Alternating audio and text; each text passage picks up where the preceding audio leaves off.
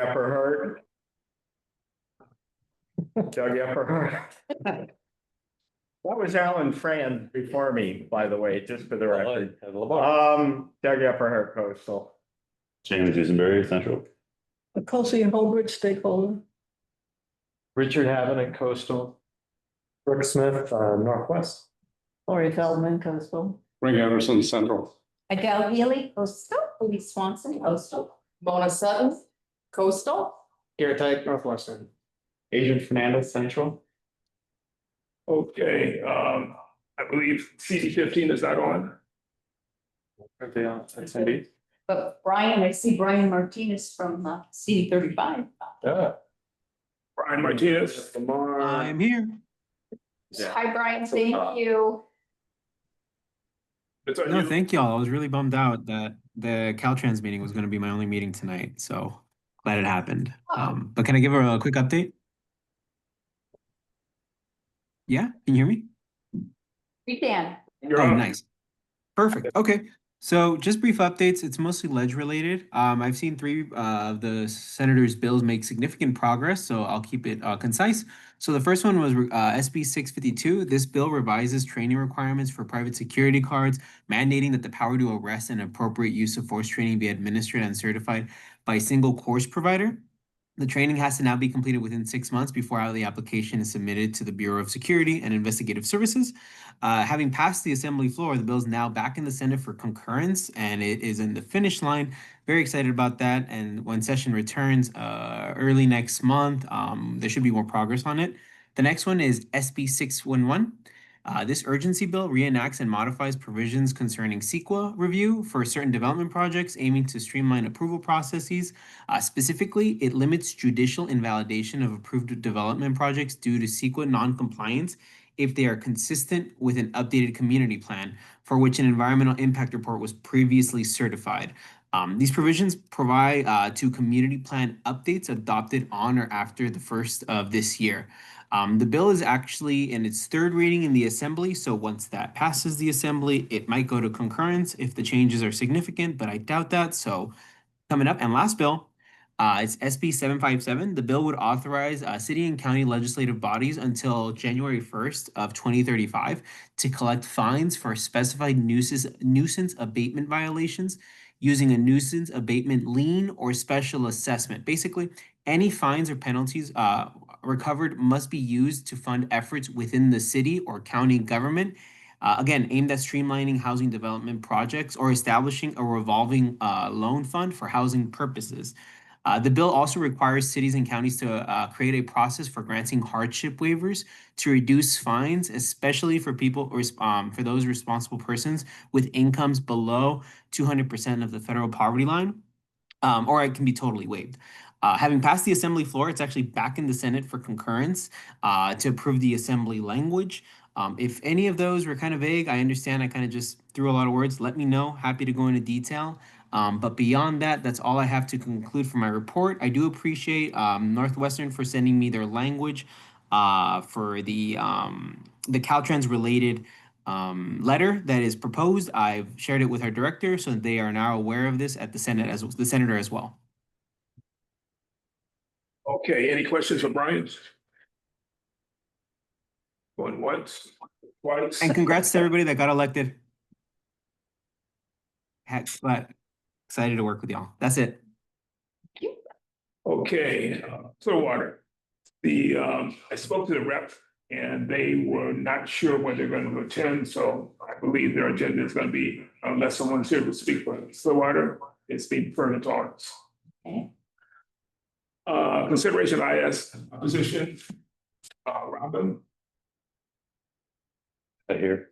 Yeah, I was gonna say, I don't see her on the list. Both that has. That was the council.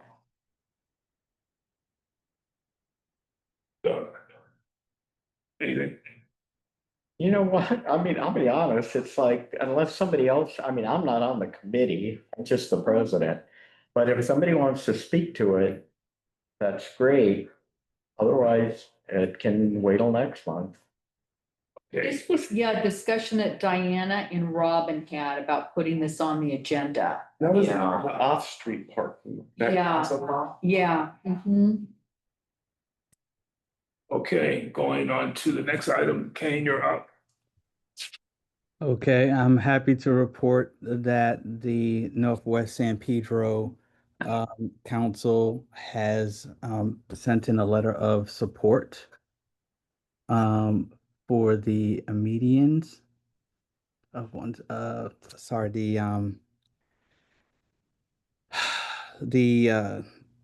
Harbor Jer- Boulevard medians? Oh, are we on Vincent Thomas?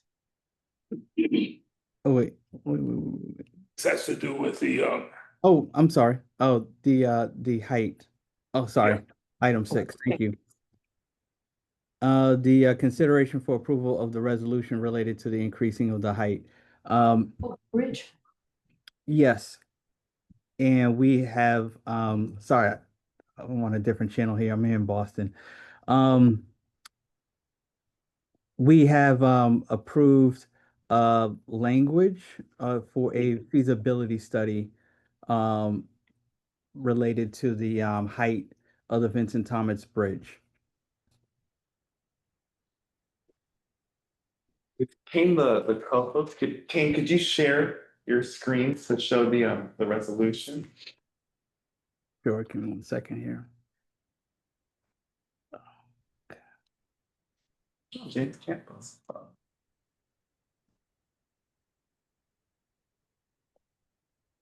You know what? I got and tried to get onto the Zoom and couldn't. Okay. Thank you. Thank you, Garrett. So this is the language that was approved by the Northwest Council. Whereas Caltrans is preparing to replace the deck of the Vincent Thomas Bridge at a cost of 800 million, whereas the bridge is already not high enough, and for that the new generation ships can pass under with a comfortable distance. Second or thirdly, raising the bridge from 185 to 211 feet in height. Fourth, to increase the capacity, which is estimated for an additional 144,000 jobs per year. And whereas failure to raise the bridge height would significantly reduce the usefulness of the inner harbor. There was also so that's what we had approved from the Northwest Neighborhood Council. any questions? I do. We do actually have some questions, but I'm texting Robin real quick if somebody else I wants. have a question for Brian Martinez. Brian, I asked you at the last board meeting, has the senator been involved in this, and does she have any opinions on this? Not that I have heard of. I sent it the day before you mentioned it to me, so I haven't really had an opportunity to hear back, but I'll follow up. Okay.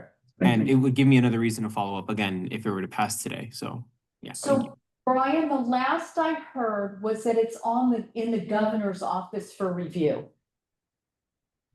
The whole concept of, what it would mean to lose the current grant or try to hold it. Will they do the study and analyze the height? Yeah, from what I understood, the federal funding, we were talking about the Vince Thomas Bridge project, correct? Right, yes. Yeah. Mhm. Yeah, so from what I gathered, it seemed like it was a funding issue. It doesn't necessarily mean we can't ask for that sort of, or at least give that recommendation, whether Caltrans does it or not, the discretion, but communicating it, we'll make sure to do that, of course. Was there a cost? The funding you're talking about is just to fund the study, I think, right? But are there any estimates of the cost for raising the bridge to 211 feet? That's a figure I have not seen. But neither. Yeah, that'd be, yeah, I'll ask again. But in terms of magnitude in comparison to the current, leaving it, the current plan, is there, maybe not in dollars, but in magnitude, like 1.5 times 1.25 times? Is any discussion of such, of such a way to get a handle on how the cost would be increased? I would like to recommend that we have the port come and present at our next meeting. I only say this because this issue was raised by Gene Soroka at a meeting with chamber leadership. He started to float this idea. And so I just think that the port, they've done the initial research and they have some of the answers, but not all of them. I just throw that out. Maybe somebody in engineering could come talk to us. I know Donna Littlejohn wrote an article on it. She worked with the port on the article. I'm trying to pull that up now, but I don't know, that's a thought. I mean, I like this motion. But I don't know if we want to invite somebody from engineering at our next meeting. I think that would be a very good idea, because I had heard nothing about any of this until it popped up on the Northwest agenda, and I'm like, what the hell is this? So. Just something that Gene Soroka floated. He said, what would you all think? And it was in the very early stages. So I think. There's a ton of questions. Right, I agree. So. Yes, and it is also James Campo. He has a question. He's had his hand up patiently. Thank you, James. This is Ellie Port Chief. Looks like me. Hello. I read the article. Hello, James. Yes. Can you hear me? Yes, we can hear you. Yeah, it's a great idea, but it's impossible. It's just, Why do first we of all, know the this? study, the study would take a long time. I think it's a great idea, maybe as an alternative to, but it could never happen. You could never retrofit that bridge. And I'm not an engineer, but any engineer could tell you that straight up before they take the money of creating a study. Thank you. Could I also ask, please, the funding for the study, whether that's state or federal, or this seems like beyond a state issue? Capability right now. I'm hoping is there discussion of whether this is federal or state or what? I think it is up to the state to analyze whether or not they want to potentially lose money they have in hand. While they hold off to do this assessment and reevaluation. That is my limited understanding based on what I've heard today. But I think Mike Galvin spoke to some meeting Yes. about this, and I asked, are the pylons strong enough to hold all this additional weight? And I was reassured that they were, which I was. Don't think it'd be additional weight. You're just moving the deck up. Now, Well, somebody can provide those answers. this now moved to a $1.5 billion Yeah. plan to raise the deck of the Vincent Thomas Bridge about 26 feet higher over the water. With the existing money that's in place now, That's the That's the question. question. They want to know if they can hold on to that money and add to it. I mean, everything's tenuous right now with the feds. because I think it's interesting, you hold 700, million, Right. it costs. I don't So, think but the project would be costly, estimated at 1.5 billion. That's likely on top of I the think it- 706 million for the deck replacement. I think that was the proposition. If I may, sounds to me like a lot of these questions we have would be answered with a study. So maybe we should do the study, Or see what the ports are. or at least endorse doing the study. we should hear from the port, Yeah, I think that's. Yeah. This was all our money, we could get a new bridge, right? Well, there you Well, go. believe it or not, back in the 1950s, the state did a study of building a tunnel. Oh, They decided they'd rather go up the bridge. I just want everybody to know, Robin just texted me. She was at a memorial service that ran long. okay. So she said she's gonna find the agenda and click in. Oh, okay. I'm here, guys. Oh, there she is. Thanks. Sorry about that. So maybe we can go back to her item after we do that. We finish with Kane first. Kane, anything else? No, that's what we're reporting on the Vincent Thomas Bridge. The dialogue is, so it sounds, and obviously that's for the other councils to decide if they want to take it on. I think we should have the port come next meeting. Scheduled in August. Yes, yeah, I think that would be a more appropriate to Okay. schedule port come in. Lamar, do you want to do that, or do you want me to CC you on an email and ask Bina if she'll send somebody? Or from somebody from the whatever division. Support, Mhm. okay. Okay, anything else? Any further discussion? No further discussion. Thank you. Okay, thanks. Okay, You want to go back to Robin? going back to number 5, Robin, you're up.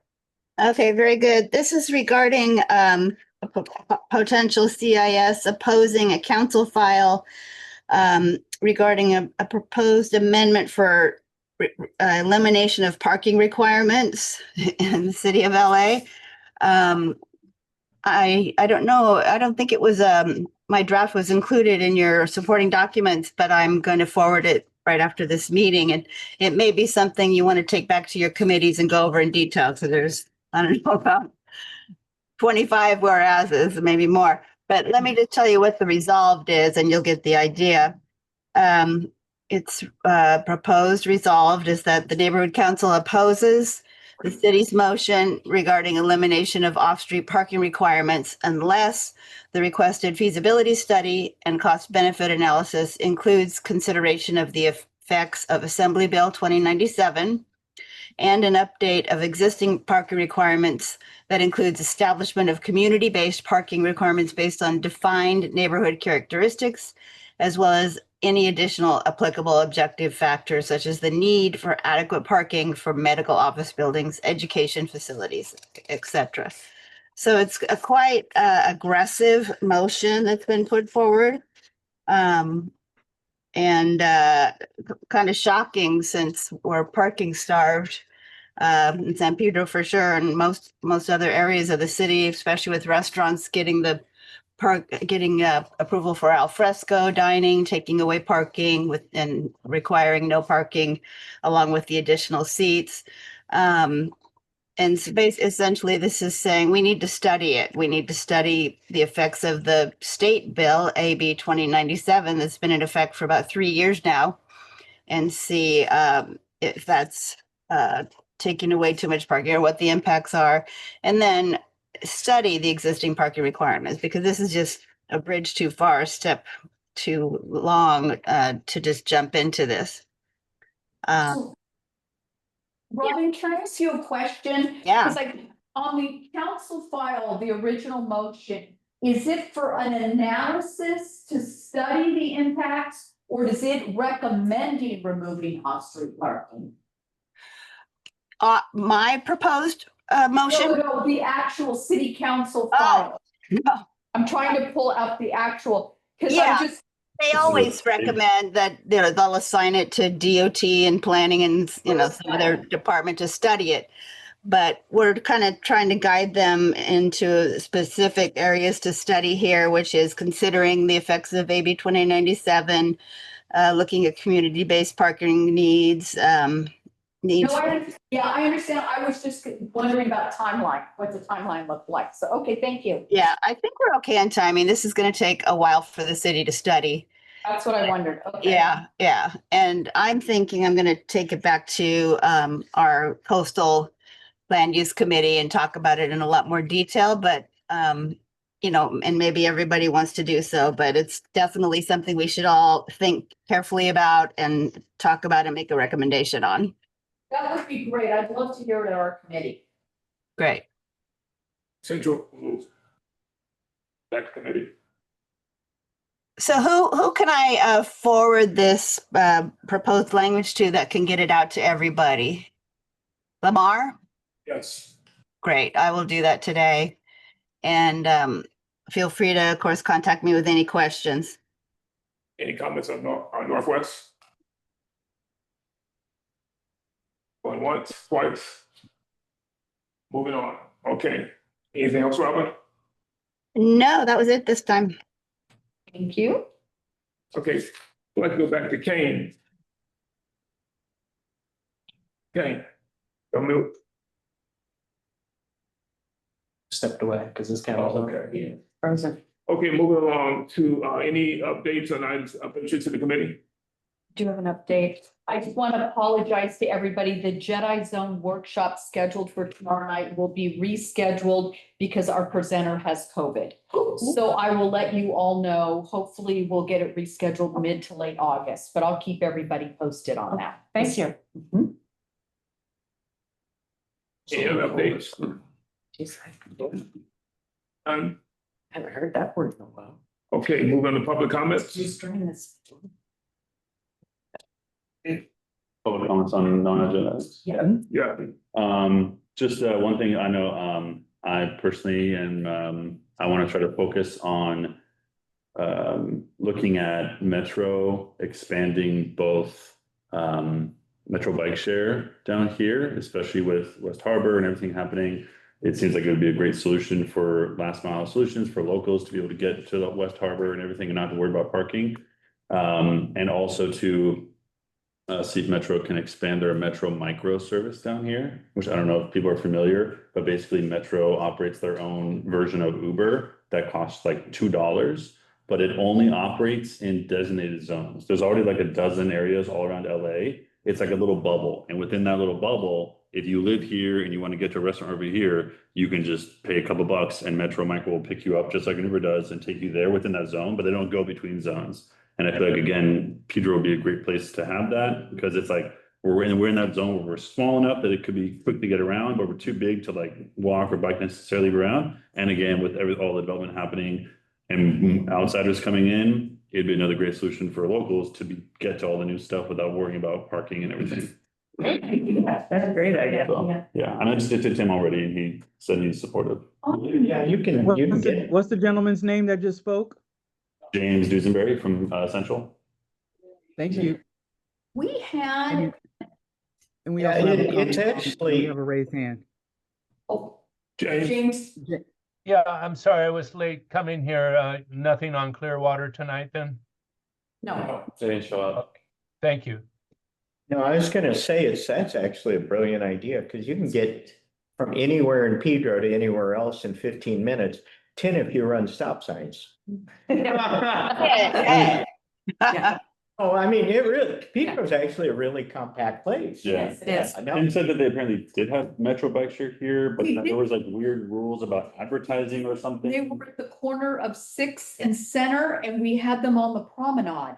And I don't know why they were removed. He said it was something about rules about advertising because they advertise on the bikes and it's like, oh, but city ordinance said that you aren't allowed to advertise except for certain things, but then he said that I think since then they've changed that. Okay, because people use them. I think we were at that point competing with, I don't know if it was the lime green bike or was it another. Yeah, Dash. The bikes. Yeah. And apparently the Metro bikes were quite clumsy in comparison with the commercial, the private enterprise. Yeah. And then they both disappeared. And then we got the lifters. It's a great idea. But it's a great idea. It is, yeah. Yeah, it really is.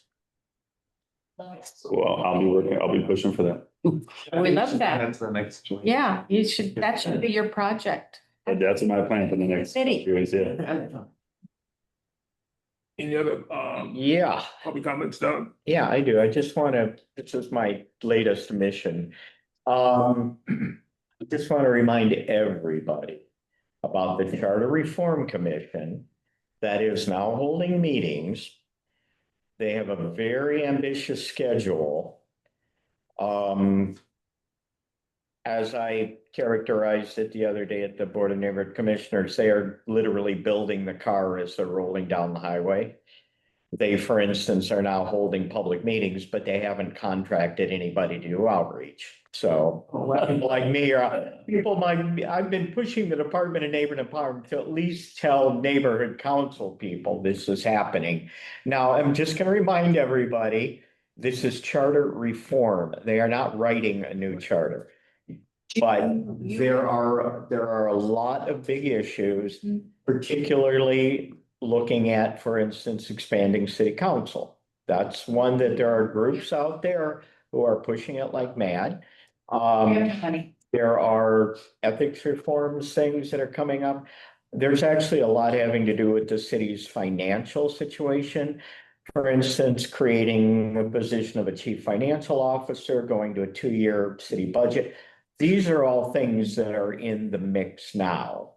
But I'm urging everybody, don't wait around to be asked. Is there a schedule posted on their charter website, or is there? They do have they have a lot of, there is a charter reform website. Don't ask me what it is, I can look it up. It's a very good website. It's simple. Everything is there. Detail about the commissioners, for instance, at their meeting Saturday, they chose a chair and vice chair and a second vice chair. They have said that they will be holding a meeting in each of the council districts. But I'm guessing they'll be holding the meeting in the 1-5 probably the day before they wrap up their work and submit it to council if things run the way they usually do. But I'm just trying to make everybody aware because I know how these things work. We'll get somewhere to September, October, and people will be going, wait a minute, what are they doing? Because they're looking at wrapping up in January, February to submit to council. Because they want it on the November 2026 ballot. Just on this, I think if people are concerned, yeah, like to get a vocal now. Yeah. I personally think expanding the city council is very important, just for comparison, because I'm sure folks aren't aware of how other cities operate. New York City has 51 members on their city council. Chicago has 50 members on their city council. We have 15. Yeah. Just depends on the money. Sure. Well, I think it'll probably be divided amongst, it's just each council will be smaller, so their budget would all be smaller, but it's like, Question, Doug. The Charter Reform Commission, are they considering things that came from city council, or does the commissioners can also bring their own reform amendments? Oh, yeah, no, I mean, the Charter Reform Commission is looking for input. Okay. And you can go to the website and make comment right now, but give them written comment. Okay, we'll talk later. like, yeah. Meeting in San Pedro on Saturday, September 13th. Really? Okay. Wait, did I read San? No, I lied. It says Council District 15, location to be determined. All right. Saturday, September 13th. Really? Mhm. Okay, that must be brand new because I did not see it Oh, online. Were you seeing that? Oh, never on mind. their website. It says 2025 on their I Googled their website. Yeah, they actually have a pretty decent website. They're very good, and you can watch the meetings that have been held or listen to them. Although they're meeting in 1010 at City Hall, and that room has lousy acoustics. Yes, it does. It's terrible acoustics. So if you listen to the recordings, you'll be like, what? I've already complained to the executive director of the commission about that, but there's nothing he can do.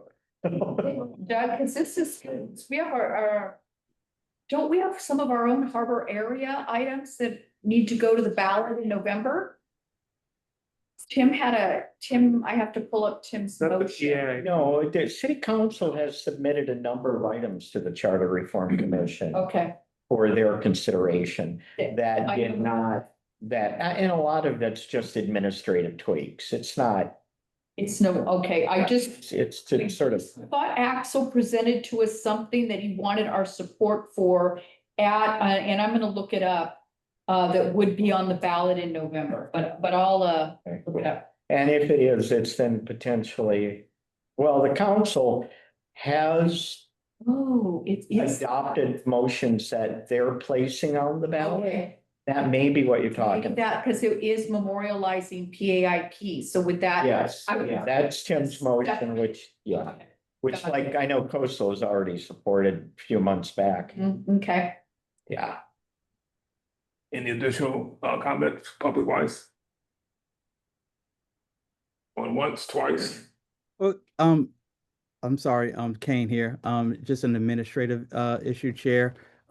If everybody is signed, it'd be greatly appreciated if everybody sign in on paper as we're Sure. juggling the notes. So if you could sign a paper, and it'll get transported so we can take copious notes. Send one around. Thank you. I think the minutes from the last meeting will it's pushed to the next meeting for approval. Yes. We don't need to approve the minutes. Oh, okay. Okay, anything else? All right. The next joint meeting will be on August 27th. And I promise I'll be here on time. Vacation. Okay, anything else, I guess, Karen?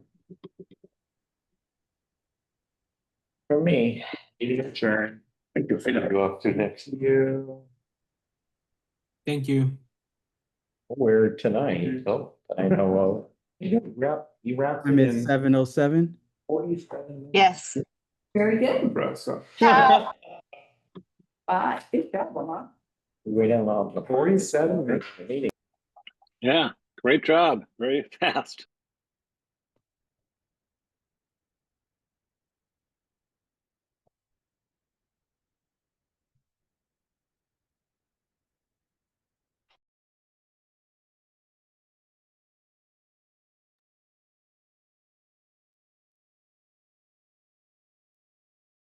Is that it? It's a wrap.